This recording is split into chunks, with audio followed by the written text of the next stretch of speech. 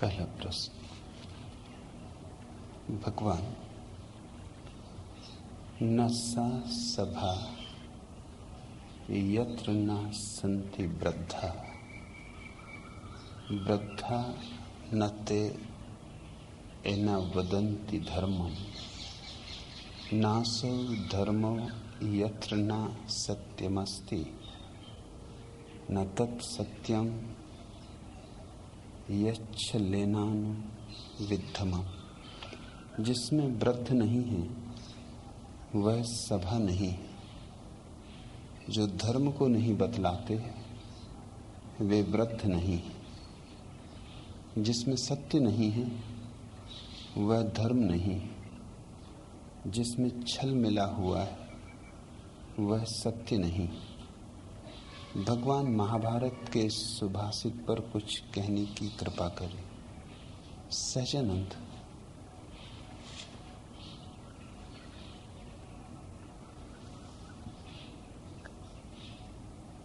वृद्ध होना तो बहुत आसान है।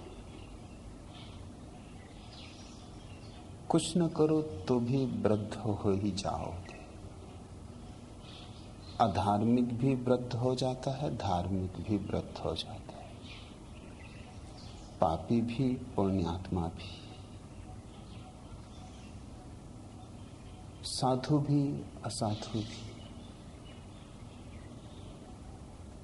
वृद्ध होना कोई कला नहीं।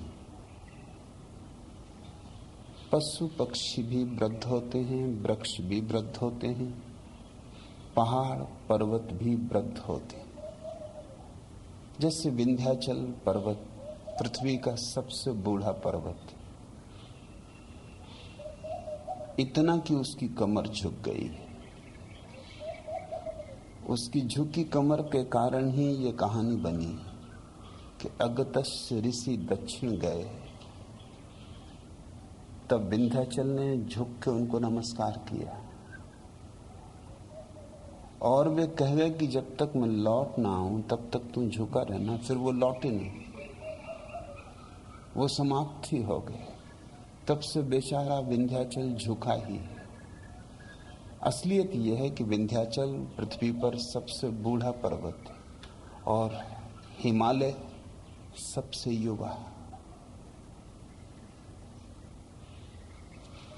पर्वत भी बूढ़े होते हैं, वृक्ष भी बूढ़े होते हैं, पशु पक्षी भी बूढ़े होते हैं, आदमी भी बूढ़ा होता है। बूढ़ा होना कोई अपने में गुण नहीं, इसकी कोई महत्ता नहीं।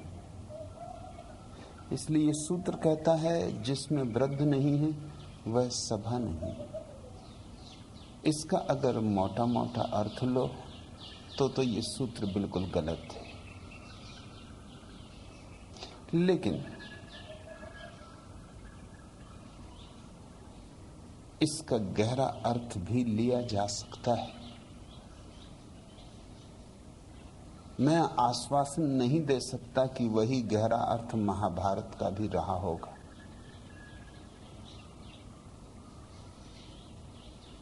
क्योंकि सूत्र का बाकी हिस्सा भी बहुत उथली बातों से भरा है।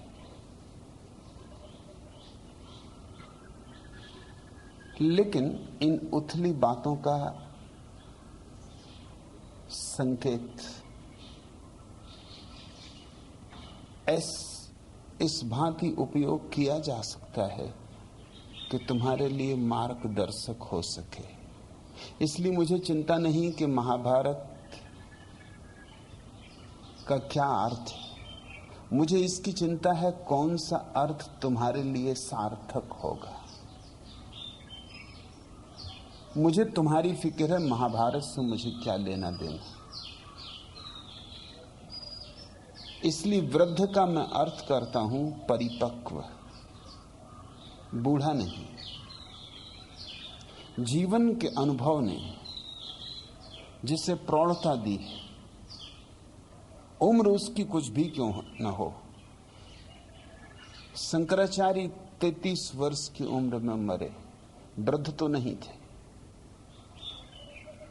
लेकिन फिर भी एक प्रौढ़ता है जो बूढ़ों में भी नहीं होगी। जीसस की मृत्यु भी 33 वर्ष में हुई, मारे गए। तब तक बूढ़े तो न थे। इस अर्थ में तो जीसस, शंकराचार्य जैसे लोग सभा में बैठने योग्य भी नहीं थे। सभा शब्द से ही सभ्य बना है। सभ्य का अर्थ है जो सभा में बैठने योग्य हो, जिससे सलीका आता हो, जिससे इतना अदब आता हो कि बैठ सके, सुन सके, समझ सके। और इसी सभा शब्द से सभ्यता शब्द बना है। जो सभा में बैठने योग्य है वह सभ्य, और सभ्य लोगों का जो समूह है, उसके जीवन की जो शैली, जो व्यवस्था, जो आचरण, जो अनुशासन, वह सभ्यता। निश्चित ही इसका संबंध उम्र से नहीं हो सकता है, क्योंकि बूढ़े से बूढ़े शैतान पाए जाते हैं,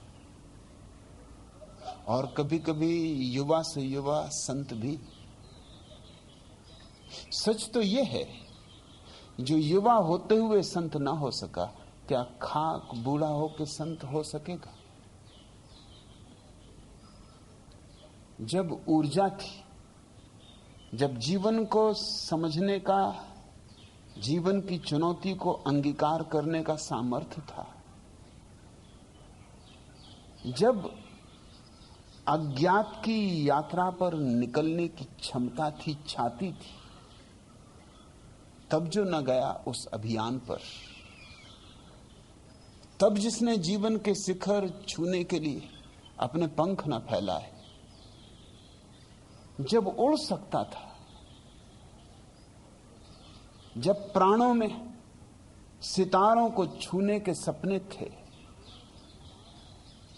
तब जो दुबका बैठा रहा अपने घोंसले में, वो तुम सोचते हो बूढ़ा होकर, जीर्ण जर्जर होकर, खंडहर होकर, सब तरह टूटकर फूटकर अब अनंत की यात्रा पर निकलेगा? जीवन भर जिस घोंसले को पकड़ के बैठा है, अब इस अंतिम क्षण में तुम सोचते हो अपनी व्यवस्था, अपनी सुरक्षा, अपना सब कुछ छोड़कर, त्याग कर, उस दूर के किनारे का जिसका कोई भरोसा नहीं, हो या ना भी हो, उस दूर के किनारे की खोज, उसकी अभीप्सा बनेगी? यह असंभव है। इसलिए मेरा अर्थ समझने की कोशिश करो। वृद्ध से मेरा अर्थ उम्र से नहीं, वृद्ध से मेरा अर्थ है जीवन की अग्नि में जो तपा है, निखरा है, उम्र कोई भी हो। कभी कभी छोटे छोटे बच्चों ने भी सत्य को पा लिया,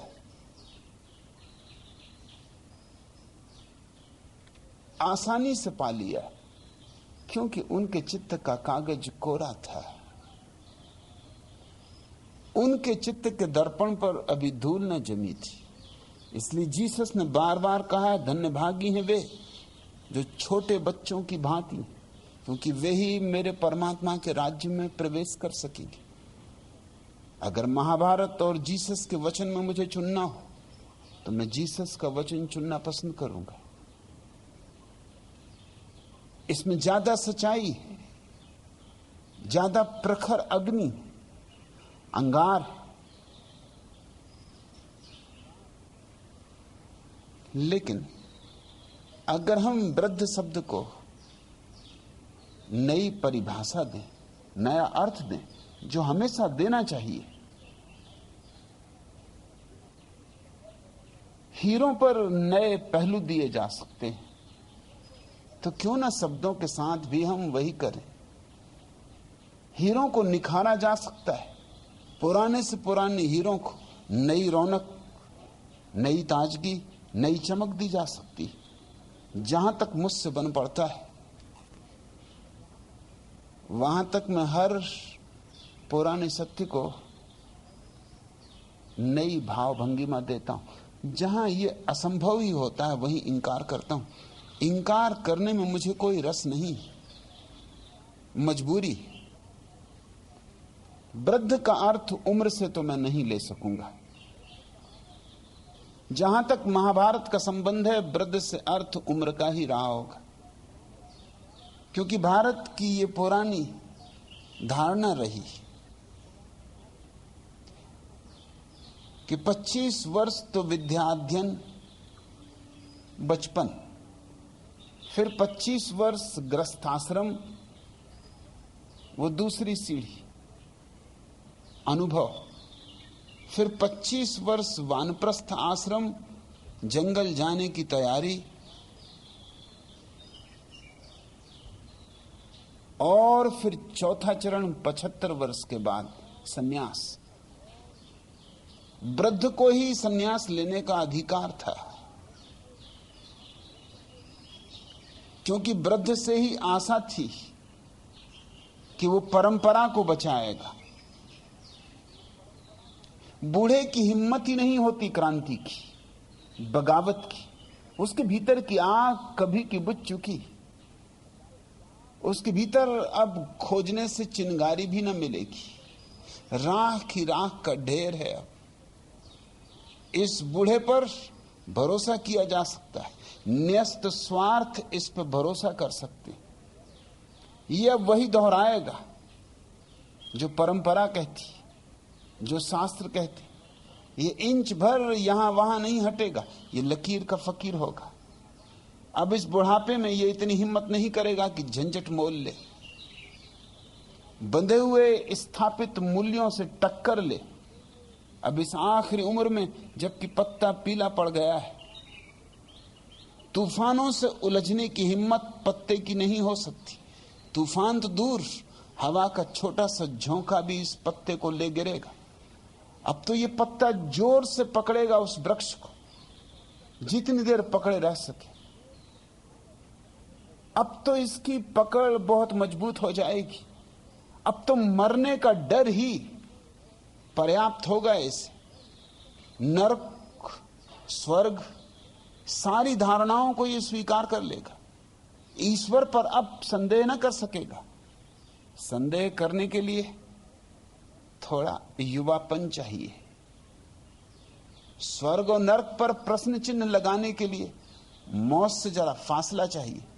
पीला पत्ता यूं कपरा है, अभी गिरा अभी गिरा, ये क्या इंकार कर सकेगा? ये क्या संघर्ष ले सकेगा? संघर्ष का बल कहां से जुटाएगा? थोड़ा मोड़ा जो भी इसके पास बल बचा है, वो एक ही काम में लगाएगा कि वृक्ष को जितनी देर पकड़ सके। इसलिए सारे समाजों ने, और ये समाज पुराना समाज, पुराने से पुराना, इस बात की कोशिश की है कि वृद्ध को ही शिक्षा देने का अधिकार हो, क्योंकि वृद्ध वही कहेगा जो सदियों ने कहा है। वो कभी परंपरा के विपरीत न जाएगा। उस पर आश्वासन रखा जा सकता है। वो दकियानूस होगा। वो मर ही चुका है, वो मरा है। वो सिर्फ वही दोहराएगा तोते की तरह जो उसने सुन रखा है।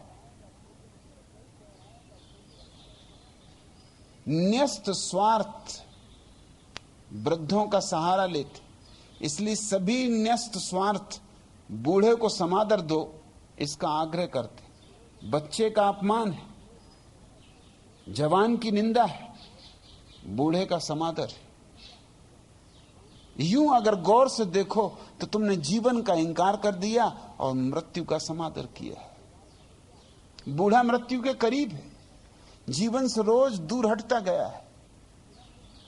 जीवन तो पीछे छूट गया, रास्ते की उड़ती हुई धूल है, आगे तो मौत का अंधेरा है।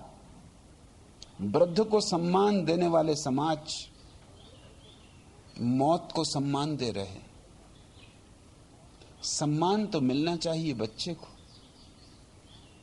सम्मान उससे भी ज्यादा मिलना चाहिए जवान को। उससे भी ज्यादा सम्मान मिलना चाहिए प्रौढ़ को।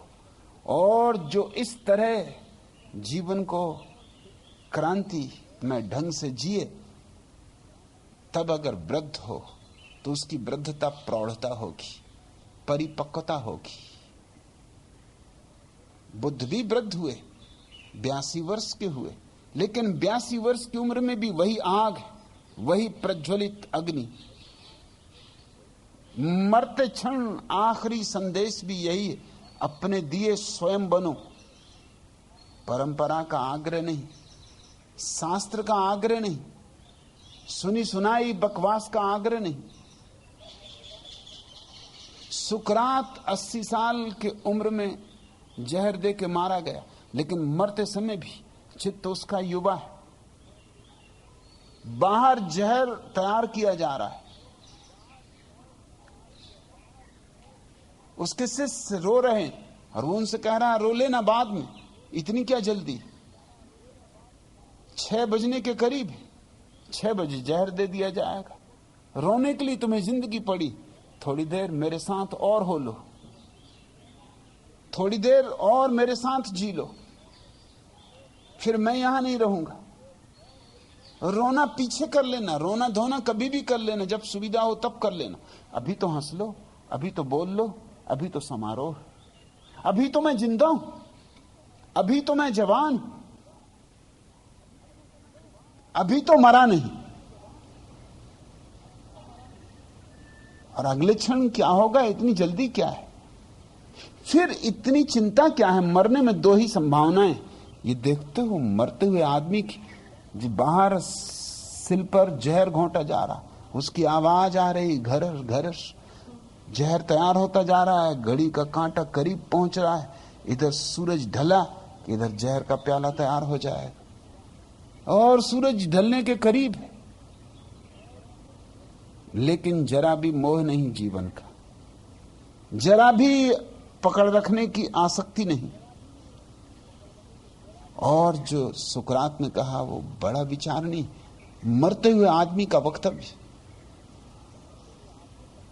सुकरात ने कहा कि 2 ही संभावना है, इसमें रोने की बात क्या। या तो नास्तिक सही कि तुम मरे कि सब मरा, फिर कुछ बचता नहीं। जब बचता ही नहीं तो डर क्या है, डर किसको है। जब मैं बचूंगा ही नहीं तो चिंता क्या है। पानी का बबूला था, फूट गया, फूट गया। एक कहानी थी, टूट गई, टूट गई।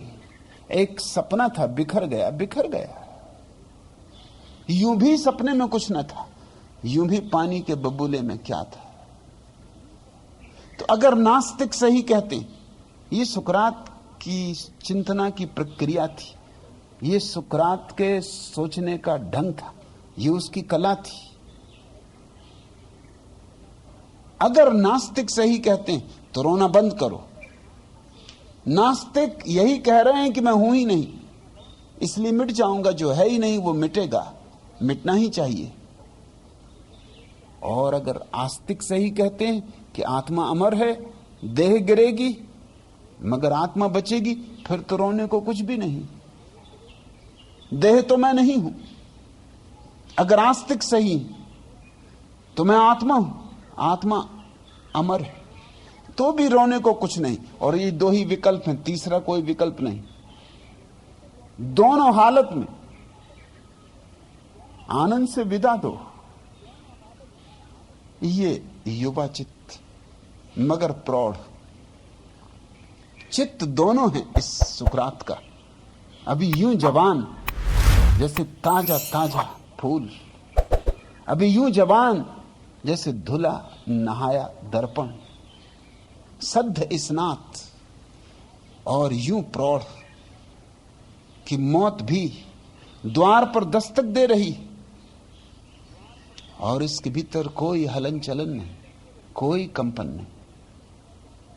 अगर कोई आदमी इस भरोसे में निश्चिंत मर जाता है कि आत्मा अमर है, तो हो भी सकता है ये केवल भरोसा रहा हो, ज्ञान न रहा हो, ये बोध न रहा हो, ये केवल मान्यता रही हो।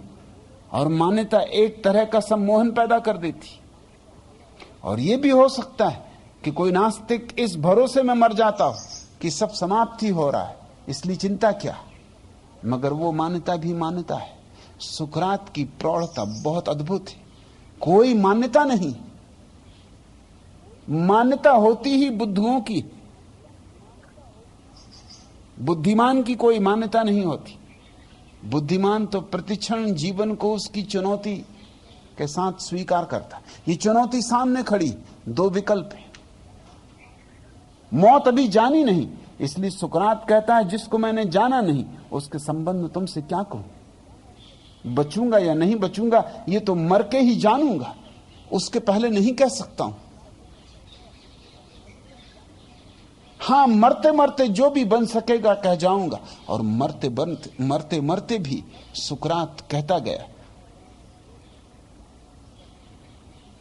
जहर घोंटने वाला देर कर रहा है, वो भी सुकरात का प्रेमी, मजबूरी है, उसका काम है जहर घोंट के पिलाना जिनको सजा मिली हो मृत्यु की। ये एथेंस में जहर दिला के ही मारने की व्यवस्था थी, मगर वो देर कर रहा है जहर को घोंटने में। सुकरात ने कहा कि देर हुई जाती। सुकरात उठ के बैठा, द्वार पर आया और उसने कहा बड़ी देर कर रहे हो। हमेशा काम में कुशल होना चाहिए, और जो भी काम करो उसमें एक व्यवस्था, एक सलीका होना चाहिए। खुद के लिए जहर घोंटा जा रहा है। ये बूढ़ा आदमी इस तरह की बात नहीं कह सकता था। ये तो कहता और थोड़ी देर करो, ऐसी भी जल्दी क्या है। जितनी देर रह जाऊं अटका इस वृक्ष से, पीला पत्ता हूं कब गिरा क्या भरोसा। जितनी देर अटका रह जाऊं, जितनी देर और जी लूं, 2 सांस और ले लूं, एक बार और भर नजर देख लूं इस सुंदर लोक को, धन्यवाद तुम्हारा। नहीं, लेकिन ये नाराज होता। ये कहता है 6 बज गए, सूरज ढल गया और तेरे काम में इतनी देर हो रही, ये उचित नहीं, ये तर्क संगत नहीं। उस आदमी की आंखों में आंसू, वो बोला आप भी पागल हो। मैं इसलिए देर कर रहा हूं कि जितनी देर हो सके सुकरात जैसा आदमी और जी ले।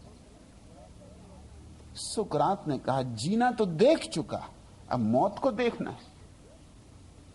जीना तो खूब देख लिया, जीना तो भरपूर देख लिया, जीवन तो जी लिया, पी लिया, समझ लिया, जीवन जो दे सकता था ले लिया। अब तू अटका मत। अब ये मौत का निमंत्रण द्वार पे खड़ा है। अब ये मौत की नाव आ लगी किनारे पर। अब मुझे सवार होने दे और जाने दे। अब मुझे देखने दे कि मौत क्या है।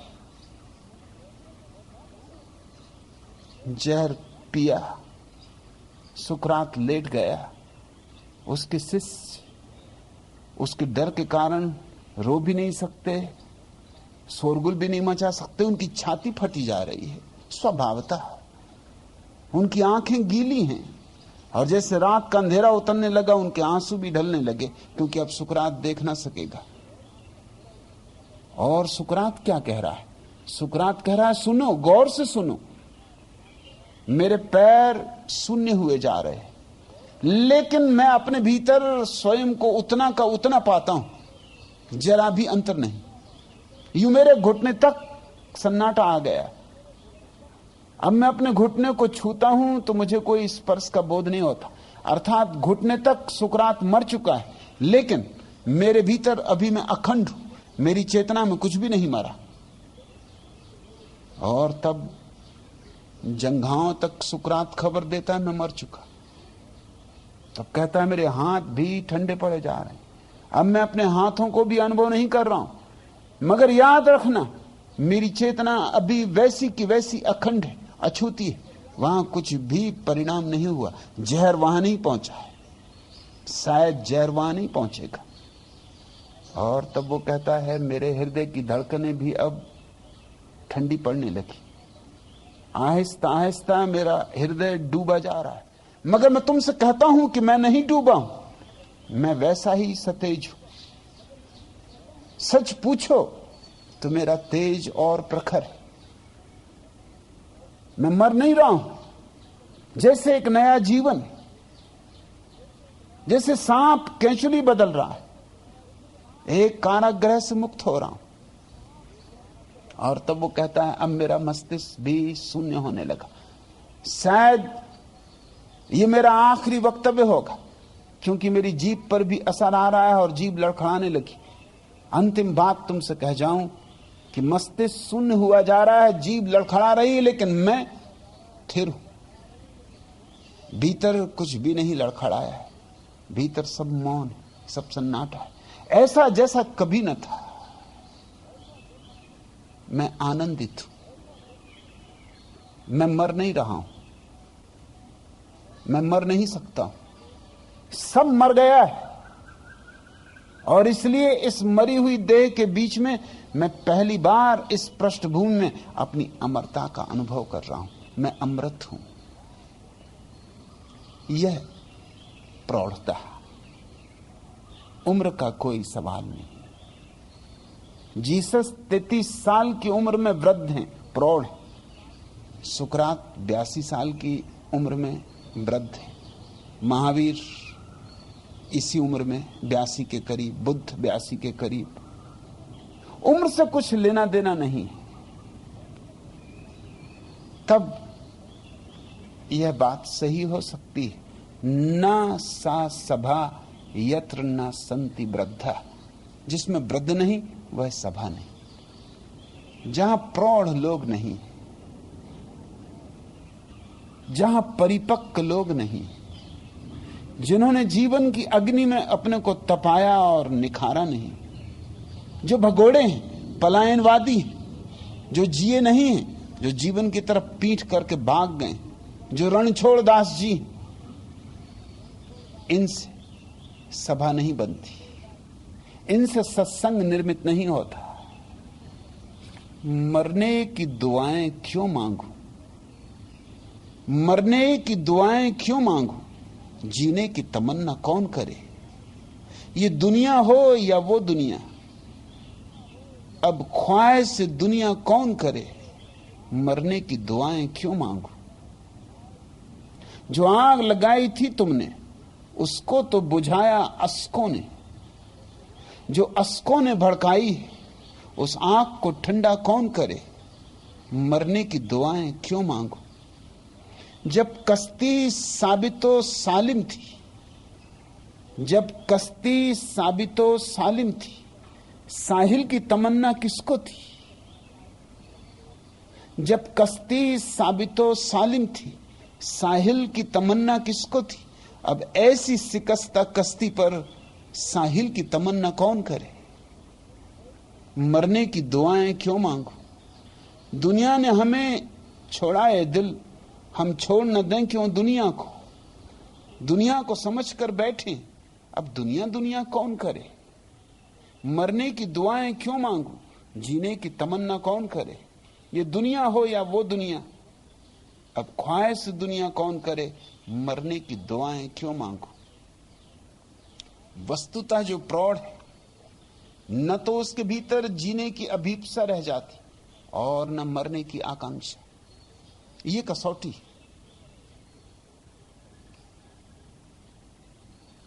एक ही धर्म है दुनिया में, जैन धर्म, जो अपने मुनियों को मरने की सुविधा देता है।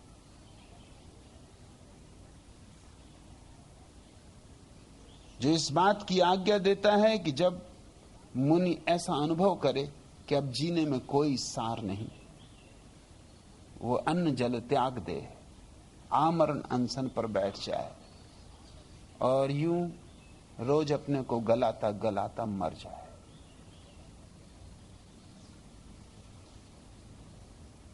यह आत्महत्या है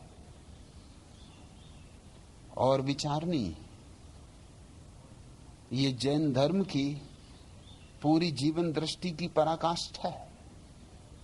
जैन धर्म संभवतः सबसे ज्यादा जीवन विरोधी धर्म, तभी तो उसकी ये अंतिम निष्पत्ति कि वो आत्महत्या को भी अंगीकार करता, न केवल अंगीकार करता है बल्कि उसको मान सम्मान देता है।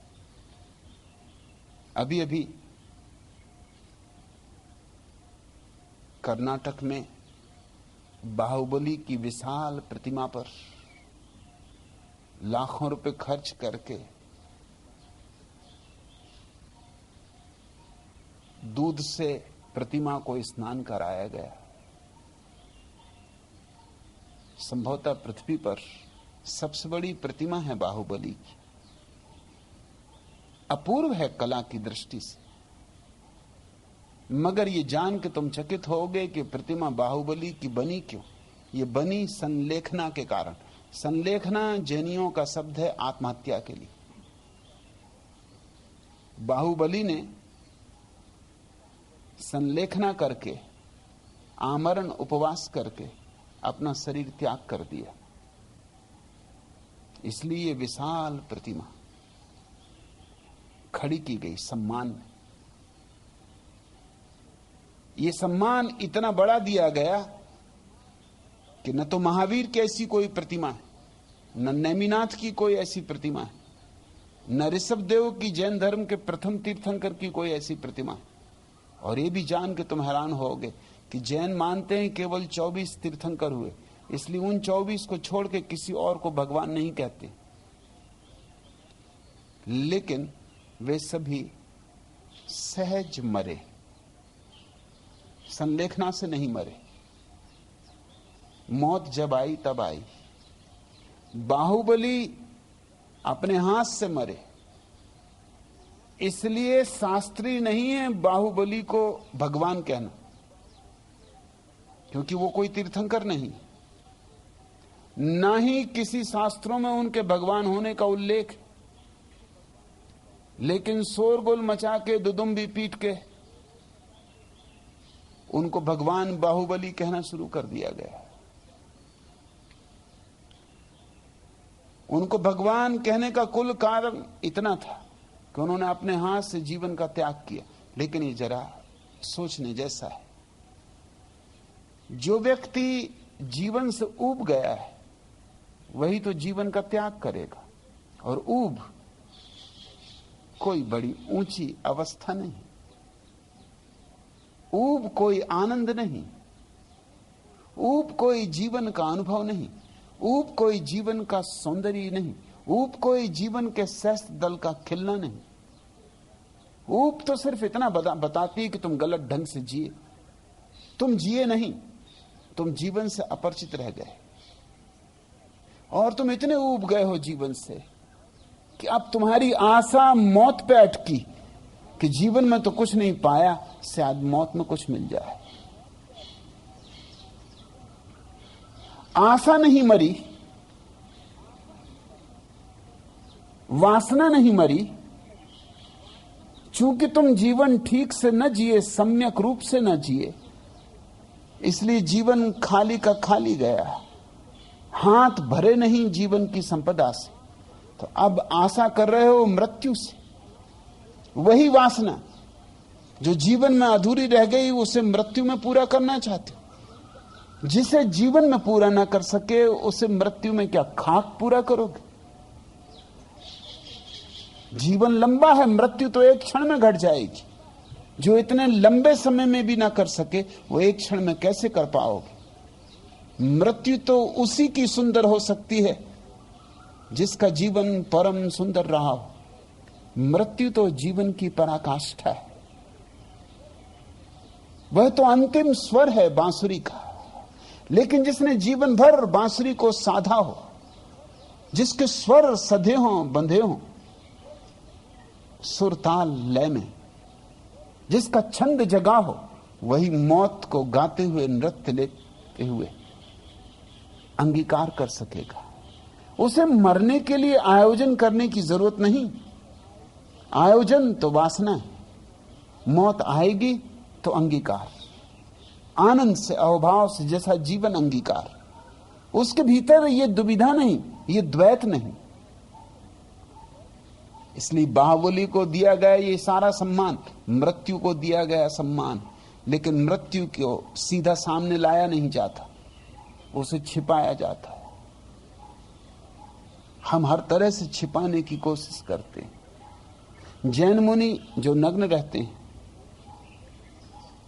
वो भी नग्न नहीं कहलाते, दिगंबर कहलाते। दिगंबर अर्थात आकाश जिनका वस्त्र है, और कोई नंगा रहे तो नंगा, और ये जो नंगे हैं ये आकाश का वस्त्र पहने हुए। हम शब्दों की आड़ में क्या क्या छिपाते हैं। आत्महत्या की आड़ में हम छिपाते हैं त्याग, जीवन से मुक्ति। लेकिन जो जीवन से मुक्त हो गया है उसकी मृत्यु में भी कोई आकांक्षा न रह जाएगी। सुकरात कहीं ज्यादा सतेज, ज्यादा प्रखर, ज्यादा बोध से भरा हुआ व्यक्ति। ये बाहुबली वगैरह, इनकी प्रतिमा कितनी ही बड़ी बनानी हो तो बना लो, मगर ये पत्थर की प्रतिमाएं कुछ और छिपाए बैठी। ये प्रतिमाएं तुम्हारे मृत्यु के समादर को छिपाए बैठी, और वही समादर छिपा हुआ है इस सूत्र में, जिसमें वृद्ध नहीं वह सभा नहीं। तो असली सभा तो वो होगी जहां सब मुर्दे बैठे, जहां भूत प्रेत इकट्ठे हो, उसका तो कहना ही क्या।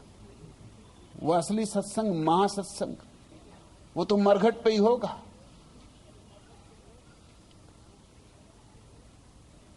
जिनकी एक टांग कब्र में चली गई वो वृद्ध, जिनकी दोनों चली गई वो महावृद्ध, जो कई दिनों से कब्र में है, उनका तो कहना ही क्या, और उन्हीं की प्रशंसा है। आगे सूत्र कहता है वृद्धा न ते एना वदंती धर्मम, और जो धर्म को नहीं समझाते बतलाते वे वृद्ध नहीं। अब धर्म को न तो समझाया जा सकता है और न बतलाया जा सकता। जो धर्म को समझाते हैं और बतलाते हैं वो पंडित, वृद्ध नहीं। मेरे अर्थों में वृद्ध नहीं, मेरे अर्थों में बुद्ध नहीं, मेरे अर्थों में तो बुद्ध ही केवल वृद्ध है। लेकिन बुद्ध धर्म को नहीं बतलाते न समझाते, धर्म को जीते। बुद्ध के पास बैठ के धर्म संक्रामक होता है। जैसे बीमारी संक्रामक होती वैसे ही स्वास्थ्य भी संक्रामक होता है। जैसे दुख संक्रामक होता है वैसे आनंद भी संक्रामक होता है। बतलाने का कोई सवाल नहीं। वृद्धा न ते एना वदंती धर्मम, अगर इसका हम सीधा सीधा अर्थ करें सहजानंद, जो धर्म को नहीं बतलाते वे वृद्ध नहीं, तो फिर लाओत्सु वृद्ध नहीं, क्योंकि जिंदगी भर उसने इंकार किया कि धर्म के संबंध में जो भी कहा जाएगा वह गलत होगा। इसलिए और सब पूछो, धर्म के संबंध में मत पूछो। धर्म को समझना है तो चखो, पियो, मेरे पास बैठो, उठो, जियो, शायद लग जाए हवा। धर्म तो हवा है, एक लहर है, एक तरंग है, शायद छू ले, शायद हृदय में गुदगुदी उठा जाए, शायद छू जाए, कोई तार हृदय का बज उठे किसी अनहोने क्षण में, जिसकी कोई भविष्यवाणी नहीं हो सकती। कब घट जाए कोई नहीं कह सकता, क्योंकि कब तालमेल बैठ जाए कोई नहीं कह सकता। किस सुबह रात ठीक निद्रा आई हो, किस सुबह ताजे उठे हो, किस सुबह चित्त प्रसन्न हो, मग्न हो, पक्षियों के गीतों से तरंगित हो, फूलों ने आंखों को रंग दिया हो, आकाश की ताजगी भीतर तक प्रवेश कर गई हो। कौन जाने किस दिन ऐसी घड़ी हो, सम्यक घड़ी हो और तालमेल बैठ जाए सत्संग में, क्योंकि ऐसा ही हृदय है उसका जो बुद्ध है। जिस दिन तुम्हारे भीतर भी ऐसा क्षण भर को हृदय हो जाता है, उसी क्षण तालमेल बैठ जाता है, संगति बैठ जाती, उसी क्षण बुद्ध की बांसुरी और तुम्हारे तबले में संगत पड़ जाती। बांसुरी के साथ तबला बजने लगता है, और एक बार ये बज जाए, एक बार ये संगीत तुम्हारे भीतर गूंज जाए, तो फिर इसे भूलने का कोई उपाय नहीं। मगर कोई नहीं कह सकता कब ये होगा। बुद्ध तो हर गांव में प्रवेश के पहले घोषणा करवा देते थे कि ये 11 प्रश्न हैं जो कोई मुझसे न पूछे। तो बुद्ध तो वृद्ध नहीं महाभारत के हिसाब से, क्योंकि उन 11 प्रश्नों में वो सब प्रश्न आ जाते जिनके उत्तर नहीं दिए जा सकते। धर्म भी आ जाता है, सत्य भी आ जाता है, निर्वाण भी आ जाता है। वे सारे महत्वपूर्ण प्रश्न आ जाते हैं जिनको तुम सोचते हो कि कोई उत्तर दे दे। बुद्ध घोषणा करवा देते थे कि ये 11 प्रश्न कोई मुझसे न पूछे, इनको छोड़कर जो पूछना हो पूछे। ये 11 प्रश्न अव्याख्य हैं, ये तो मौन में ही सुने और गुने जा सकते हैं, इनके संबंध में कुछ कहा नहीं जा सकता। तो मुझे अर्थ बदलना पड़ेगा। मैंने वृद्ध का अर्थ किया प्रौढ़, मैंने वृद्ध का अर्थ किया बुद्ध, तो फिर मुझे वदंती का अर्थ करना होगा जिनके आसपास, जिनकी हवा में धर्म है। वही धर्म को बोलने की भाषा है, भाषा नहीं मौन, उसे बोलने की भाषा है। वृद्धा नते एना वदंती धर्मम, जिनकी हवा में धर्म ना हो, जिनके उठने बैठने में धर्म ना हो, जिनकी आंखों की झलक में धर्म ना हो, जिनके हाथों के इशारों में धर्म ना हो, जिनके पास बैठ के ही धर्म की मदिरा में तुम डूब ना जाओ, मस्ती न छा जाए, पैर ना लड़खड़ाने लगे,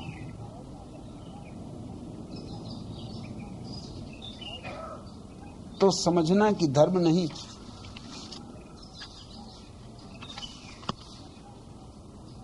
प्रेम शक्ति ने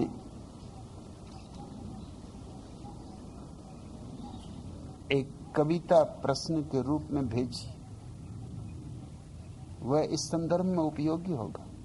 प्रेम शक्ति कहती है, सबको मालूम है मैं शराबी नहीं, फिर भी कोई पिलाए तो मैं क्या करूं।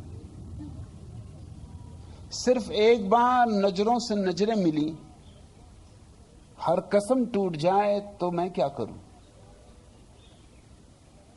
मुझको मैकस समझते हैं सब बादकश, क्योंकि उनकी तरह लड़खड़ाती हूं मैं।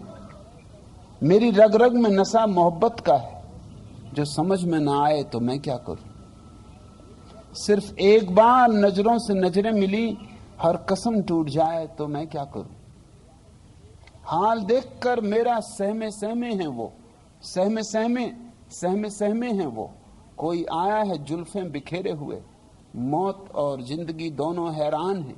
दम निकलने ना पाए तो मैं क्या करूं। सिर्फ एक बार नजरों से नजरें मिली, हर कसम टूट जाए तो मैं क्या करूं। कैसी लत, कैसी चाह, कहां की खता, बेखुदी में है भगवन खुदी का नशा। जिंदगी एक नशे के सिवा कुछ नहीं, उनको पीनी न आए तो मैं क्या करूं। सबको मालूम है मैं शराबी नहीं, फिर भी कोई पिलाए तो मैं क्या करूं। कभी इन मत भरी आंखों से पिया था एक जाम, आज तक होश नहीं, होश नहीं, होश नहीं। सबको मालूम मैं शराबी नहीं, फिर भी कोई पिलाए तो मैं क्या करूं। सिर्फ एक बार नजरों से नजरें मिली, हर कसम टूट जाए तो मैं क्या करूं। बुद्ध के पास, प्रबुद्ध चैतन्य के पास सब कस्में टूट ही जाने वाली,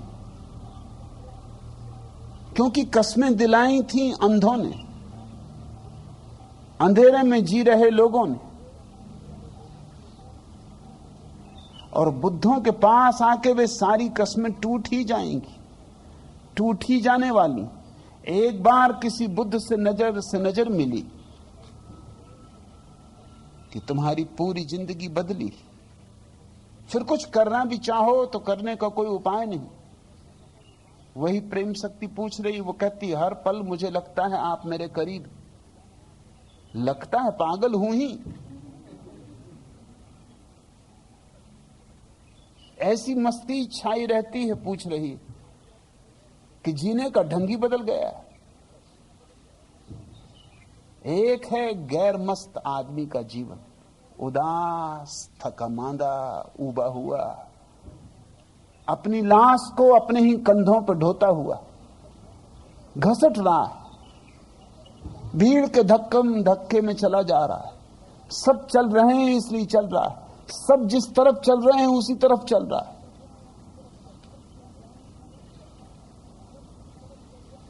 अपनी कोई सूझ नहीं, अपनी कोई बूझ नहीं, अपनी कोई दिशा नहीं, अपनी कोई राह नहीं, भीड़ के धक्के, रुकना भी आसान नहीं, रुकने में कुचल जाने का डर है, राह बदलनी मुश्किल, क्योंकि भीड़ दुश्मन है। भीड़ कहती साथ रहो, इंच भर यहां वहां हटना मत। भीड़ उसे सम्मान देती जो भेड़ की तरह व्यवहार करता, आदमी की तरह नहीं। भीड़ यानी भेड़ों की ही होती है। भीड़ में जो है वो भेड़ें हैं, और सभी के लिए सुविधापूर्ण यही है कि लोग भेड़ें रहें। तो राजनेता जहां धकेलना चाहें, हकेलना चाहें, वहां हकेलें, धकेलें। धर्मगुरु जो करना चाहें करें।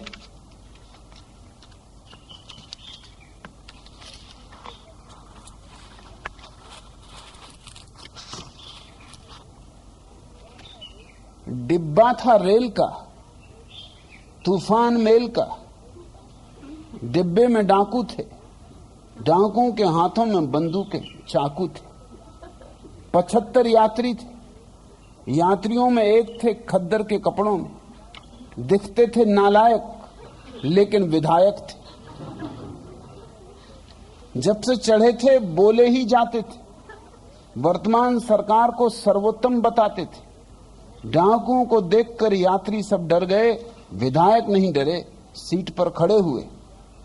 भयभीत यात्रियों को करके संबोधित देने लगे भाषण, डरे हुए भाइयों, भयभीत बहनों, डाकुओं को देखकर आप मत डरिए, डिब्बे में आपके आए हैं अतिथि थे, अतिथि का यथोचित सम्मान करिए। वाल्मीकि डाकू थे, चोर थे कन्हैया जी, माखन चुराते थे, मटकियां फोड़कर मुरली बजाते थे। भारत की महिमा है, पावन है परंपरा, कौन जाने इनमें भी कोई वाल्मीकि हो, कोई कृष्ण जी। मैं वंदन करता हूं, अपने इस डिब्बे में आप सबकी ओर से अभिनंदन करता हूं। विधायक जी डाकुओं से हाथ जोड़ बोले कि आप लोग लूटिए, यात्रियों से बोले कि आप लोग लूटिए। डाकू लगे लूटने, सोने के आभूषण, घड़ियां, कलाई की, जेबों के नोट सब डाकुओं के नेता ने चरणों पर, डाकुओं के नेता के चरणों पर अर्पित थे। बलिहारी शासन की दुशासन के आगे पांडव समर्पित थे। रो पड़े यात्री, बिलखी कुछ महिलाएं, विधायक ने चुप किया, सबको दे आश्वासन, रो मत बंधुवर, बिलखो मत माताओं। पिछले स्टेशन पर जो पुलिसमैन अगले पर आएंगे, किस किस का क्या क्या गया लिख कर ले जाएंगे। चुप हुए यात्री सुनकर यह आश्वासन, लोग सब गुमसुम थे, आहें भी भरते तो भीतर ही भीतर भरते थे, सांसें तक लेने में बेचारे डरते थे। सहसा विधायक चुप्पी को तोड़कर मुस्काकर कह उठा, जंगल में रेल थी तथा जंगल में मंगल था। डाकू घुसे रेल में, अब मंगल में जंगल है। कैसा सन्नाटा है, कैसा शुभ लग्न है, अद्भुत एकांत है, वातावरण शांत है, न कोई पुकार है, न कोई आवाज, यही रामराज। लूट धन बटोर कर डाकू उतर पड़े, विधायक भी डाकुओं के साथ उतरने लगा। यात्रियों ने क्रोधित हो उसको पकड़ लिया, खद्दर के कपड़ों को कर दिया तार तार, कुर्ते को खींचा तो कुर्ते की जेब में छिपा था रिवॉल्वर, कुर्ते के नीचे छिपा हुआ चाकू था। चीख पड़े यात्री सब, विधायक के वेश में वह भी एक डाकू था। नेता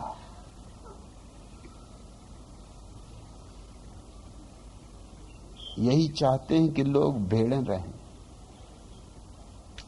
तो ही उनको काटा जा सकता है। पंडित भी यही चाहते हैं कि लोग भेड़े रहे, तो ही उनकी बलि चढ़ाई जा सकती है। प्रेम शक्ति तो पूछती है कि ऐसी मस्ती छाई रहती है कि जीने का ढंग ही बदल गया। घर वाले सगे संबंधी कहते हैं ये सन्यास नहीं ढोंग है, और अजीब पागलपन। उनका कहना है कि उनकी आशाएं, उनकी परंपराएं, इज्जत, शोहरत सब मैंने चकनाचूर कर दी। उनसे मेरी भाषा का तालमेल ही नहीं बैठता। रह रह कर अंदर न जाने कहां से अनजाने आवाज उठती। सबको मालूम मैं शराबी नहीं, फिर भी कोई पिलाए तो मैं क्या करूं। सिर्फ एक बार नजरों से नजरें मिली, हर कसम टूट जाए तो मैं क्या करूं। घर वालों को तो अड़चन होगी, उनकी आशाएं टूटी। उनकी आशाएं क्या थी? उनकी आशाओं से उनको क्या मिला है सिवाय निराशा के? उनकी आशाओं से उनके बाप दादों को क्या मिला था सिवाय निराशा के? उनकी सारी आशाएं निराशाओं में समाप्त होती।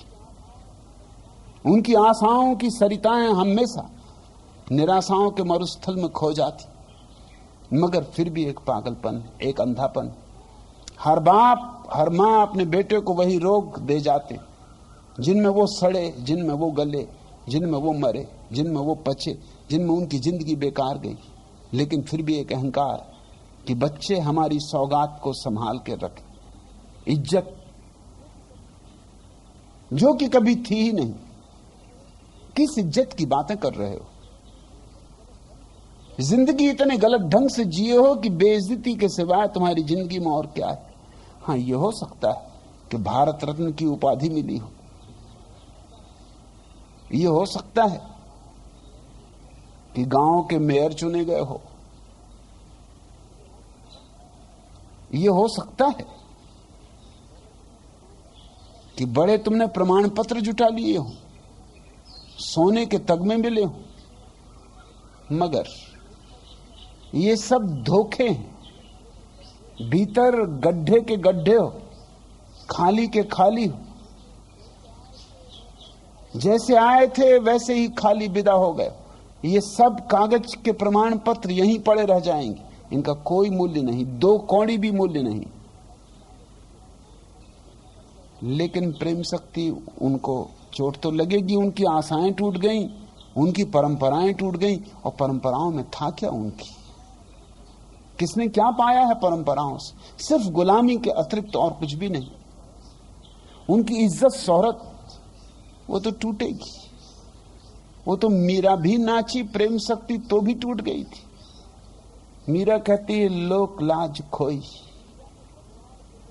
मीरा के परिवार के लोगों ने जहर भेजा था, पी तू पी ले और मर जा, क्योंकि तेरे कारण हमारी इज्जत, हमारी शोहरत पर धब्बा लगा जा रहा है। और मजा यह कि मीरा अगर उस घर में पैदा ना होती तो उस घर का कोई नाम लेवा भी ना होता। आज कौन राणा जी को याद करता? ऐसे कई बुद्धू, कई राणा जी हो गए, करोड़ों हो चुके। किसको फिक्र थी? ये मीरा के कारण उनका नाम रह गया। जरा सोचो तुम, बुद्ध अगर पैदा ना होते तो बुद्ध के पिता शुद्धोधन का तुमने नाम भी सुना होता। ऐसे कई शुद्धोधन आए और गए। कौन फिक्र करता है? कौन चिंता करता है? कोई बड़ा साम्राज्य भी ना था शुद्धोधन का। एक तहसीलदार से ज्यादा हैसियत नहीं थी। अब कितने तहसीलदार? एक छोटा सा गांव कपिलवस्तु, जिसमें अब कुछ खंडहर पड़े रह गए, वही राजधानी थी। जरा सा विस्तार था, छोटी मोटी जागीरदारी थी, ज्यादा बड़ी हो भी नहीं सकती थी। भारत की परंपरा खंडित होने की परंपरा। बुद्ध के समय में भारत में 2000 सम्राट थे। अब तुम सोच लो कि 2000 सम्राट, भारत 2000 राष्ट्रों में बटा था। इनमें से किसका तुम्हें नाम याद है? एक शुद्धोधन को छोड़कर बाकी 1999 सम्राटों का क्या हुआ? मगर लोग पिटी पिटाई लकीरों पर चलते हैं। जहां बार बार गिरे हैं वहीं वहीं गिरते हैं। नई भूलें भी नहीं करते, भूलें भी पुरानी करते हैं। ऐसे दकियानूस हैं कि नई भूल की इजाद करने की भी क्षमता नहीं। तो प्रेम शक्ति अड़चन तो आएगी और उनसे तेरी भाषा का तालमेल भी टूट जाएगा। जिससे मेरी भाषा का तालमेल बैठा उसका सारे लोगों की भाषा से तालमेल टूटा। इसलिए मैं सत्यानंद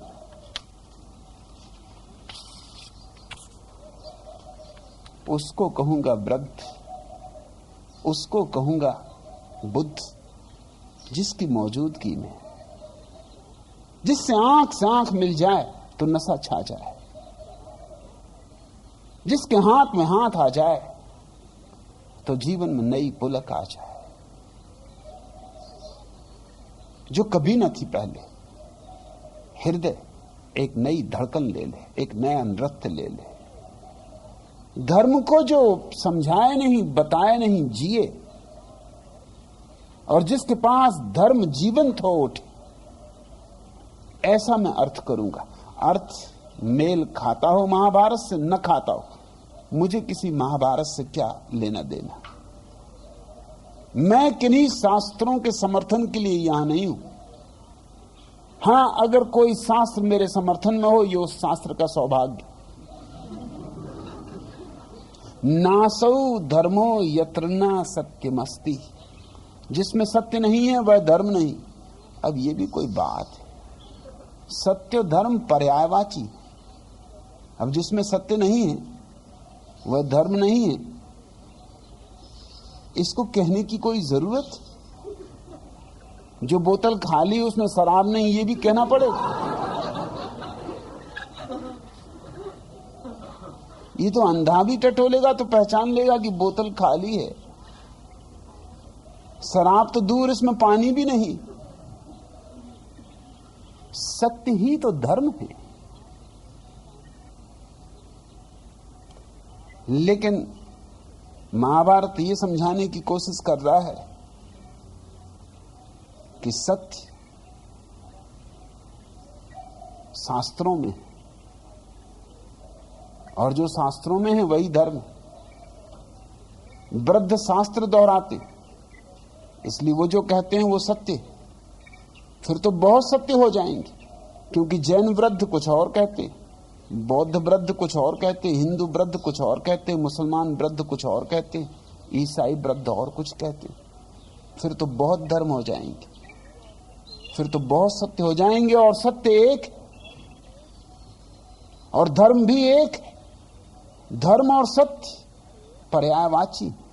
धर्म का अर्थ ही है जीवन का मूल आधार, जीवन जिससे धारण किया गया। धर्म शब्द का भी यह अर्थ होता है जिस पर जीवन टिका है, जो जीवन की आधारशिला है, जिसने जीवन को धारण किया है, जिसके बिना जीवन नहीं, वही तो सत्य है। वो दूसरा शब्द है, कहने भर का भेद है। सत्य और धर्म को दो समझना उपद्रव का कारण सिद्ध हुआ है। सत्य और धर्म एक है, लेकिन तब अड़चन यह आती कि जब भी कोई सत्य की उद्घोषणा करेगा तब पुराने शास्त्रों के विपरीत पड़ जाएगी, क्योंकि पुराने शास्त्र पिट गए। उनके शब्दों पर पंडितों ने इतने ज्यादा रंग मढ़ दिए, इतने ज्यादा परतें चढ़ा दी कि उनका मूल रूप कभी का खो चुका। जब भी कोई सत्य की उद्घोषणा करेगा तब तुम्हारे तथाकथित धर्म और धर्मशास्त्र उसके विपरीत खड़े हो जाएंगे। उस भेद को बताने के लिए ये भेद महाभारत कर रहा है, जिसमें सत्य नहीं है वह धर्म नहीं। मैं तुमसे कहना चाहता हूं सत्य ही धर्म है, लेकिन सत्य शास्त्रों में नहीं है और न धर्म शास्त्रों में। सत्य होता है ध्यानस्थ समाधिस्थ व्यक्ति की चेतना में, और जिसने समाधि को पा लिया उसी ने धर्म को पाया है। मगर यह हमेशा बगावत, हमेशा विद्रोह है, यह हमेशा सड़ी गली लाशों के बीच में जीवंत का अवतरण, ये अंधेरी रात में, अमावस की रात में अचानक सूरज का उगना। जिसमें छल मिला हुआ है वह सत्य नहीं। क्या बकवास और फिजूल की बातें, इसको कहने की जरूरत है कि जिसमें छल मिला है वह सत्य नहीं। मगर ये तरकीबें हैं, ये तरकीबें हैं ये बताने की कि हमारा सत्य ही सत्य है, औरों के सत्य में छल मिला हुआ है। ये दुकानदारी की भाषा है, ये व्यवसायिक भाषा है कि असली घी यहीं बिकता है, बाकी सब घी नकली।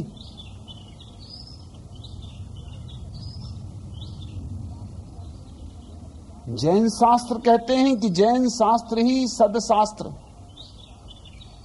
और बाकी सब शास्त्र असद। जैन गुरु ही सदगुरु, बाकी सब गुरु कुगुरु। जैन धर्म ही सत्य धर्म है, बाकी सब धर्म कुधर्म। और कुधर्म से बचना, क्योंकि उसमें छल है। जहां छल है वहां सत्य नहीं। यही महाभारत भी कोशिश कर रहा है कि जिसमें छल मिला हो वहां सत्य नहीं। हालांकि महाभारत पूरा का पूरा छल से भरा हुआ, छल ही छल। द्रोणाचार्य की इतनी प्रशंसा है महाभारत, उनको महागुरु कहा है, और इससे ज्यादा छल वाला आदमी खोजना कठिन। इसने एकलव्य को इनकार कर दिया शिक्षा देने से, क्योंकि एकलव्य शूद्र है। सत्य भी इसकी फिक्र करता है कि कौन ब्राह्मण है कौन शूद्र है। और द्रोण अगर इतने बड़े गुरु थे तो इनके पास इतनी भी आंखें नहीं थी कि एकलव्य की संभावना को पहचान सकते। एकलव्य कहीं ज्यादा प्रामाणिक व्यक्ति सिद्ध हुआ। उसने दूर जंगल में जाके एक प्रतिमा बना ली द्रोण की, मान लिया, जिसको गुरु मान लिया। गुरु ने इंकार भी कर दिया तो भी उसने अपनी धारणा को नहीं तोड़ा। गुरु के इंकार ने भी उसके समर्पण को नहीं मिटाया। ये समर्पण है। गुरु ने ठुकराया तो भी उसने गुरु को नहीं ठुकराया। एक दफा जो कर दिया समर्पण तो कर दिया, तो जंगल में मूर्ति बनाकर ही धनुर्विद्या का अभ्यास शुरू कर दिया। और जल्दी ही खबरें आने लगी कि उसकी धनुर्विद्या ऐसी प्रकीर्ण होती जा रही कि द्रोणाचार्य जिन शिष्यों को तैयार कर रहे हैं वो सब राजपुत्र थे, उन सबको मात कर देगा वो। अर्जुन पर बड़ी आशा थी, क्योंकि अर्जुन उनका श्रेष्ठतम धनुर्धर था। और जब ये भी खबर आई कि अर्जुन भी एकलव्य के सामने कुछ नहीं, ये तथाकथित महान गुरु, ये महान ब्राह्मण, ये राजपुत्रों को धनुर्विद्या सिखाने वाला, महाभारत में जिसकी प्रशंसा ही प्रशंसा भरी, ये दक्षिणा लेने पहुंच गया उस शिष्य के पास जिसको कभी इसने दीक्षा दी ही नहीं थी। अब बेईमानी की भी कोई सीमा होती, छल और पाखंड का भी कोई अंत। जिसको दीक्षा नहीं दी उससे दक्षिणा लेने जाना, शर्म भी ना आई। मुझे एकलव्य मिल गया होता तो कहता थूक इस आदमी के मुंह पर, जी भर के थूक, इसको पीकदानी समझ, यही इसकी दक्षिणा। ये शूद्र है, तू ब्राह्मण, इसकी छाया भी पड़ जाए तो स्नान कर। मगर एकलव्य की भी प्रशंसा करता है, महाभारत। प्रशंसा का कारण यह है कि उसने दक्षिणा देने को तैयारी दिखलाई। और दक्षिणा में क्या मांगा द्रोणाचार्य? उसके दाएं हाथ का अंगूठा मांग लिया। और क्या छल होगा? ये अंगूठा इसलिए मांग लिया कि न रहेगा बांस, न बजेगी बांस। ये अंगूठा कट गया तो धनुर्विद्या खत्म। फिर ये अर्जुन का प्रतियोगी न रह जाएगा। ये राजपुत्र को बचाने के लिए गरीब के बेटे की हत्या, जिससे धन मिल रहा है उसको बचाने के लिए उसकी हत्या, जिसके पास कुछ भी नहीं और जिसने अपना सब देने को तैयारी दिखलाई, उसने तत्क्षण देर की ना अबेर की, सोच किया ना विचार किया और अंगूठा काट के दे दिया।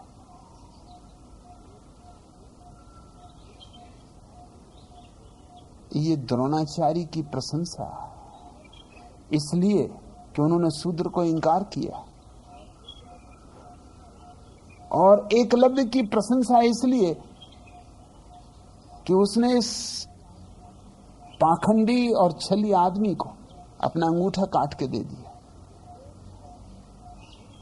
उपदेश यह है कि गुरु सदा ऐसा करेंगे और शिष्यों को सदा ऐसा करना चाहिए।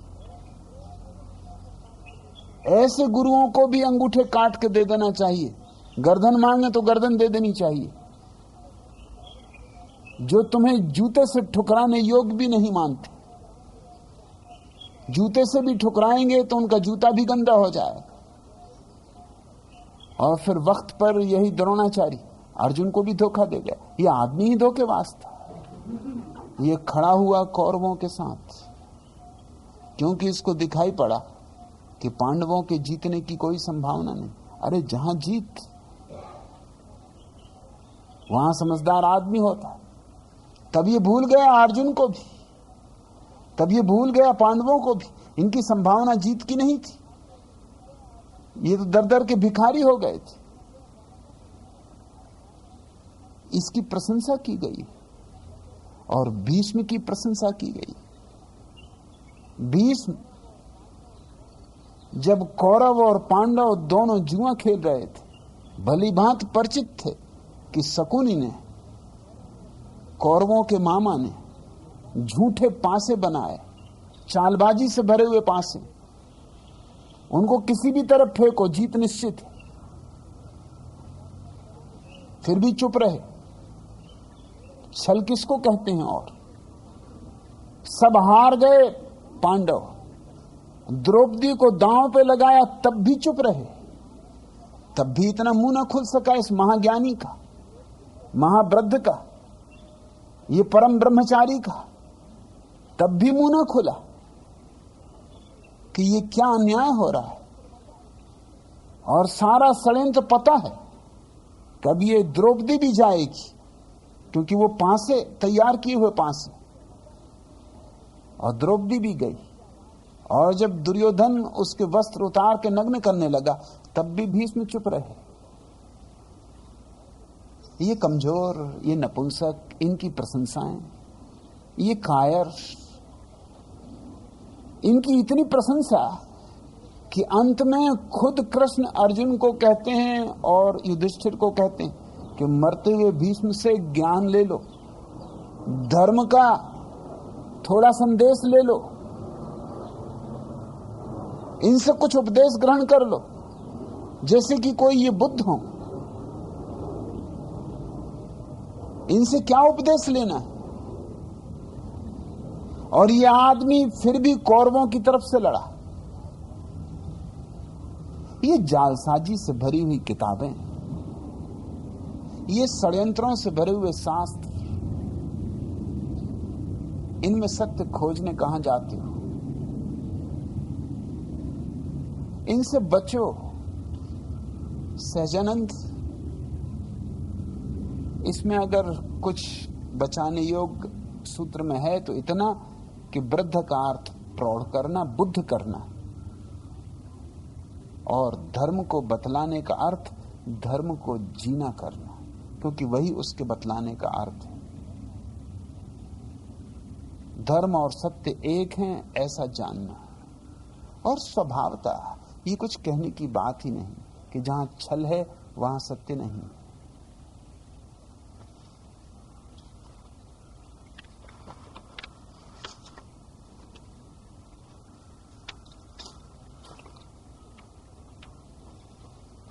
तुम तसल्ली न दो, तुम तसल्ली न दो, सिर्फ बैठे रहो। तुम तसल्ली न दो, सिर्फ बैठे रहो, वक्त कुछ मेरे मरने का टल जाएगा। क्या ये कम है मसीहा के होने ही से? क्या ये कम है? मसीहा के होने ही से मौत का भी इरादा बदल जाएगा। तुम तसल्ली ना दो, सिर्फ बैठे रहो, वक्त कुछ मेरे मरने का टल जाएगा। मसीहा की मौजूदगी काफी है। न तो कहने की कुछ बात है, न बतलाने की कोई बात। जो बताने में और कहने में आ जाता है वो बात कुछ बड़ी बात नहीं। जो बताने और कहने के पार छूट जाता है वही बड़ी बात है। लेकिन वो मसीहा की मौजूदगी, वो किसी सदगुरु की मौजूदगी में ही हो सकता। शास्त्र तो मरे हुए हैं, मुर्दा हैं, कागज पर फैली स्याही है। अर्थ तुम जो बिठाना चाहो बिठा लेना, अर्थ तुम्हारे, शास्त्र तुम्हारे हाथ में, तुम्हारे गुलाम, जैसी व्याख्या चाहो कर लेना। लेकिन सदगुरु जब जिंदा होता तब तुम्हारा गुलाम नहीं होता, तब तुम उसके शब्दों को बिगाड़ नहीं सकते। तब उसके साथ होना खड़क की धार पर चलने जैसा है। तुम तसल्ली ना दो, सिर्फ बैठे रहो, वक्त कुछ मेरे मरने का टल जाएगा। क्या ये कम है मसीहा के होने ही से मौत का भी इरादा बदल जाएगा। तुम तसल्ली ना दो, सिर्फ बैठे रहो।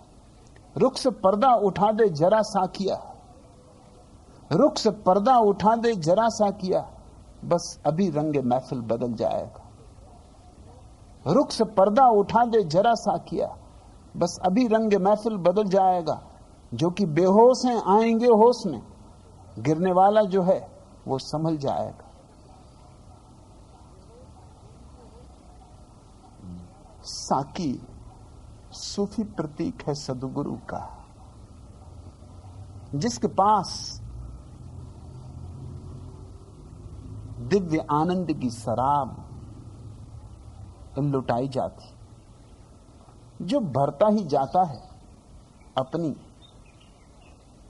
सुराही से तुम्हारे मदिरा पात्र को।